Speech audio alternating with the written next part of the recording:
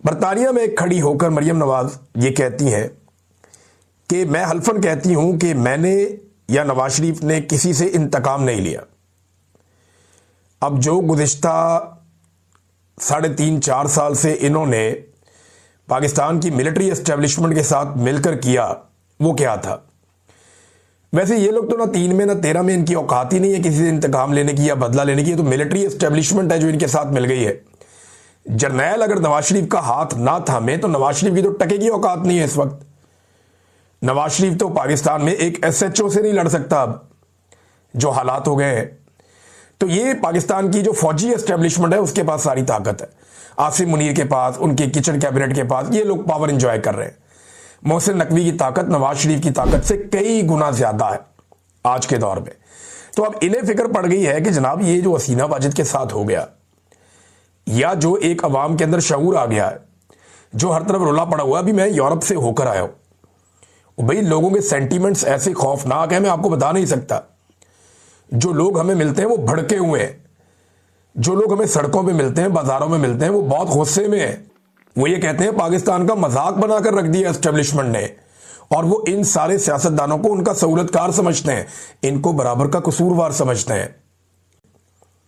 और जितने वहां मुकर्रीन थे उन सब ने दबाकर बात की मिलिट्री एस्टेब्लिशमेंट के खिलाफ। दबाकर सब ने जर्नैलों की ज्यादतियों के खिलाफ आवाज उठाई। सब ने आवाज उठाई कि बड़ा जुल्म किया गया पाकिस्तान के अंदर, लगातार जुल्म किया गया। और तमाम लोगों ने मौजूदा हुक्मरानों के खिलाफ तहरीक चलाने पर जोर दिया। और तमाम लोगों ने जो है पाकिस्तान में इमरान खान की सपोर्ट का अज़म भी जाहिर किया। वो इसलिए कि इमरान खान इस वक्त खड़ा है हर जुल्म और फस्तायत और जबर के सामने, और उसके साथ ज्यादती हो रही है। ये कहानी वहां शुरू होती है जहां से इमरान खान साहब को उनके दफ्तर से रजीम चेंज ऑपरेशन करके निकाला जाता है। वैसे तो एक कहानी जो है वो 60-8 दहाइयों से चल रही है, लेकिन कोई एक लफ्ज भी किसी ने कहीं पे कोई ऐसा नहीं बोला कि जहां से आपको जरा सा शक हो जाए कि यह मामला किसी और तरफ जा रहा है। दबा के लोगों ने वहां तनकीद की और लोगों के सेंटीमेंट्स देखने वाले थे, खवातीन के, नौजवानों के, बुजुर्गों के। मैं लोगों को मिला हूं वहां पे, लोग बहुत गुस्से में। तो ये जो गुस्सा है उसकी वजह से डर है, और डर ऐसा है कि नवाज शरीफ ने और मैंने किसी से इंतकाम नहीं लिया। यानी अब ये सोचते हैं कि 9 मई भी हम पे पड़ जाएगा कल को, 26 नवंबर भी हम पे पड़ जाएगा कल को, तहरीक लब्बैक का जो कत्लेआम हुआ ये भी हम पे पड़ जाएगा कल को। अब वो ये सोचते हैं कि जितना पाकिस्तान में जुल्म और बर्बरियत हुई है, जो आज़ाद कश्मीर में भी हुआ, जो जगह जगह पाकिस्तान में हमने तबाही फेरी है, वो सारा हम पे पड़ जाएगा। जो मरियम नवाज ने जाली पुलिस मुकाबलों का एक लंबा लामुतनाही सिलसिला शुरू कर दिया है पंजाब में, धड़ाधड़ पुलिस मुकाबले हो रहे हैं, मावरा अदालत, किसी बंदे को अदालत में पेश ही नहीं करते। और पुलिस खुलकर कहती है जी हम कत्ल करेंगे, हम मार रहे हैं, हम छोड़ेंगे किसी को नहीं। तो पुलिस स्टेट बना के रख दिया पूरे पंजाब को, ना कोई अदालत है ना कोई कानून है, मारते जाओ सबको।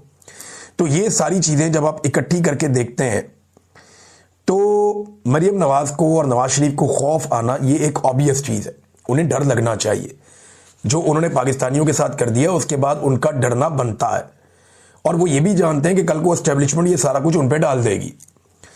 अब देखें, ये इन्होंने सहूलतकारी तो की है एस्टेब्लिशमेंट की, और बूट पॉलिश भी की है, और इसका जो भरपूर फायदा उठाया वो इन्हीं लोगों ने उठाया, और इनके साथ साथ एस्टेब्लिशमेंट ने भी उठाया। नाज़रीन, एक और बड़ी खबर है बैरिस्टर गौहर साहब के हवाले से। उन्होंने शाहजेब खानजादा साहब को हरासा किए जाने के मामले या उस वाकये की शदीद तरीन अल्फाज में मजम्मत की है। बड़ी अच्छी बात है, मगर मेरा एक और सवाल है कि क्या नून लीग की क़यादत, अब ये PTI की क़यादत है ना, चेयरमैन है, क्या नून लीग की क़यादत अलीमा खानम साहिबा पे अंडा फेंके जाने के वाकये की मजम्मत करेगी? क्या वो बताएंगे वो औरतें कौन थीं? क्या वो बताएंगे कि उन औरतों को पुलिस वाले वहां से कैसे बचाकर लेकर गए? क्या वो बताएंगे कि सरेआम उन्होंने अंडा फेंका और अंडा फेंकवाया गया साजिश के तहत, फिर उन औरतों को वहां से महफूज रास्ता दिया गया, फिर उसके बाद उन्हें घर भेज दिया गया? आज तक कुछ पता नहीं है कहां है वो औरतें। क्या नून लीग की क़यादत ने, पीपल्स पार्टी की क़यादत ने, बाकी सब लोगों ने जो अभी मजम्मत कर रहे हैं इस वाकये की, जो बैरिस्टर गौहर ने भी की है, बड़ी अच्छी बात है, लेकिन क्या वो सब मजम्मत करेंगे जो अलीमा खानम साहिबा पे अंडा फेंका गया? क्या जो समीना पाशा साहिबा के खिलाफ घटिया, गंदी और बेहुदा जबान इस्तेमाल की गई, उन अकाउंट्स को तो मरियम नवाज खुद फॉलो करती है। तो क्या इसकी वो मजम्मत करेंगे?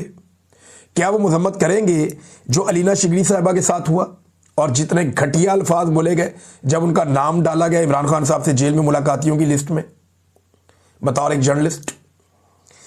क्या मुकद्दस फारूक ईवान साहिबा के घर जब पुलिस पहुंच जाती है और जाके उनको हरासा करती है, क्या हम सबके घरों में जब पुलिस जाती है और चादर और चारदीवारी का तकद्दुस पामाल करती है, क्या समी इब्राहिम साहब को जबरी तौर पे लापता नहीं किया गया?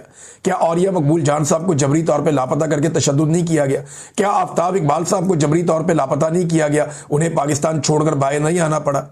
क्या अहमद फरहाद साहब को कई दिनों तक जबरी तौर पे लापता करके टॉर्चर का निशाना नहीं बनाया गया?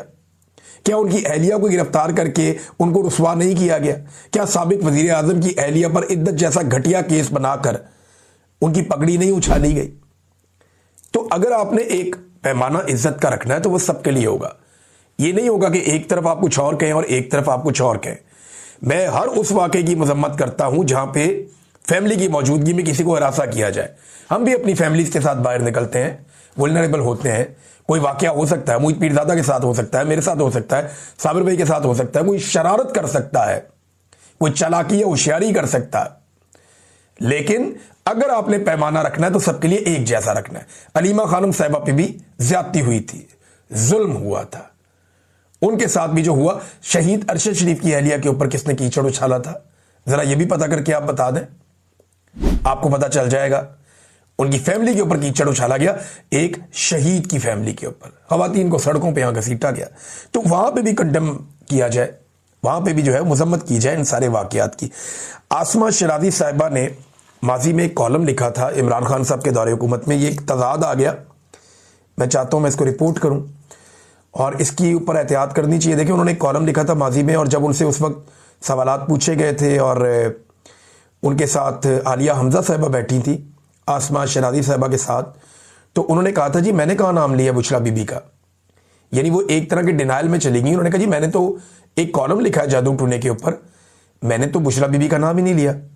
लेकिन अब जब बुशरा तस्कीन साहिबा ने इकोनॉमिस्ट के डिजिटल प्लेटफॉर्म 1843 के ऊपर एक कॉलम लिखा बुशरा बीबी के हवाले से, तो वही आसमा शराजी साहिबा उसको ओन कर लिया उन्होंने कि मैंने भी ये काम किया था।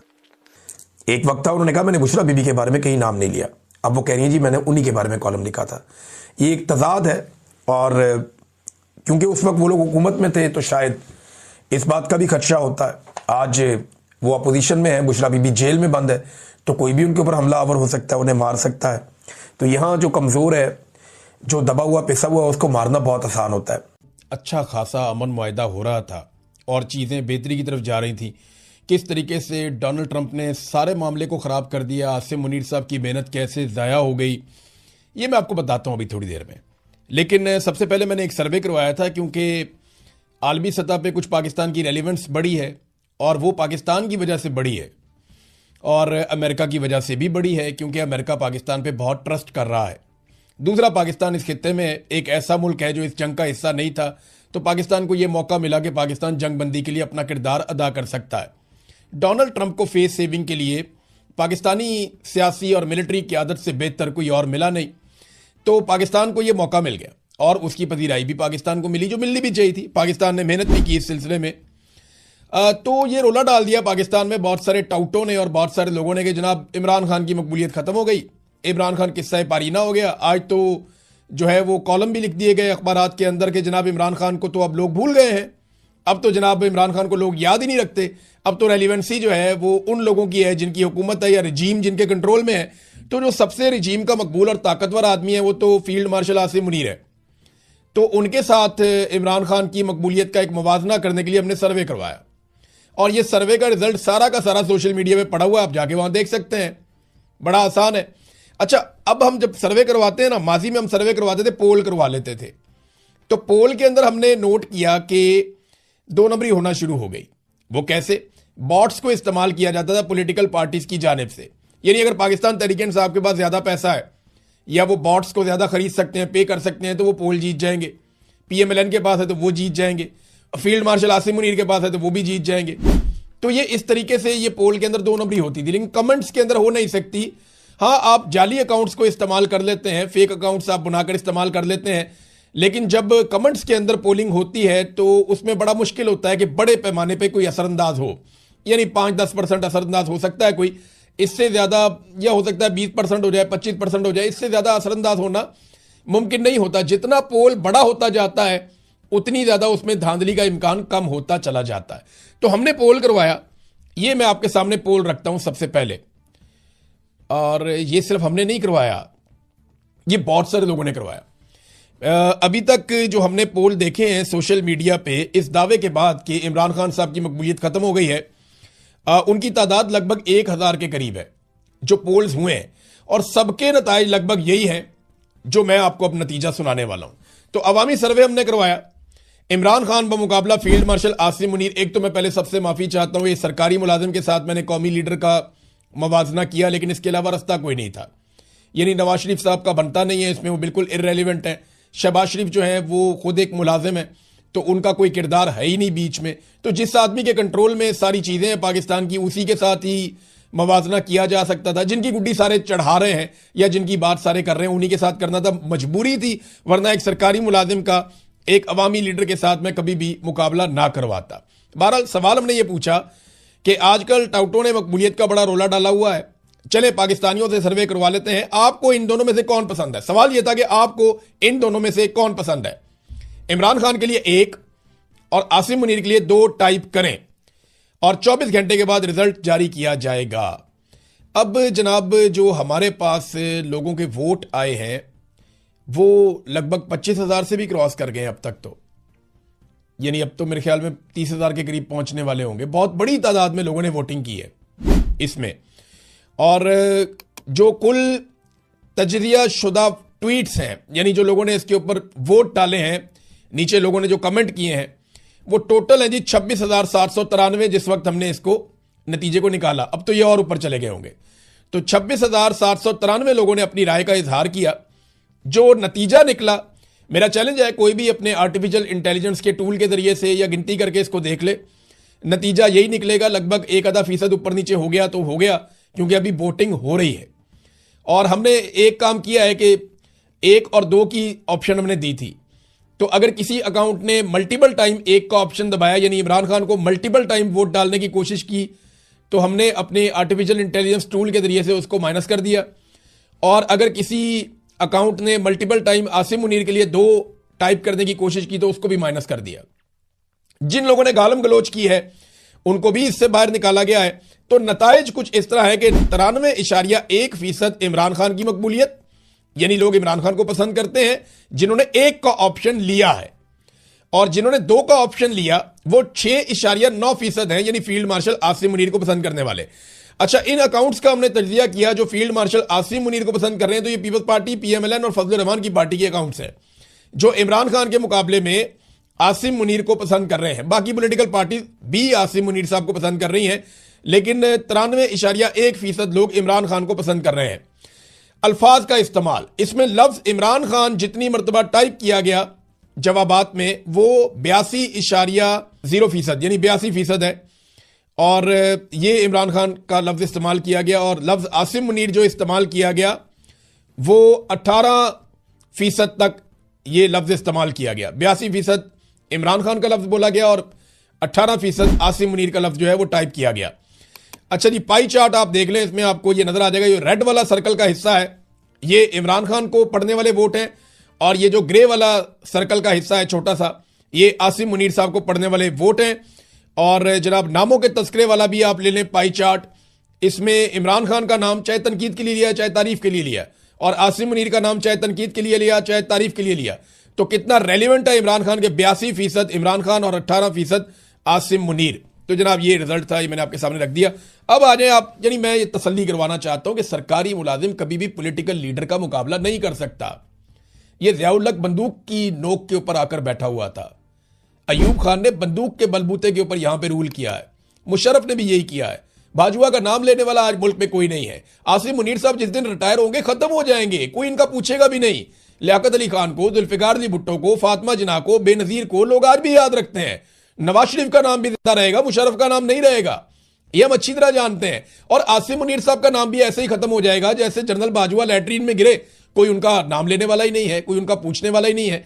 हमें एक भी मैसेज नहीं आता कि यार पता करके बता दें कि क्या बना जनरल बाजवा का। वो जब से लैट्रीन में गिरे हैं तब से लेकर अब तक कुछ समझ नहीं आ रही कि उनका क्या बना। जबकि इमरान खान के बारे में हमें रोजाना मैसेजेस आते हैं कि जनाब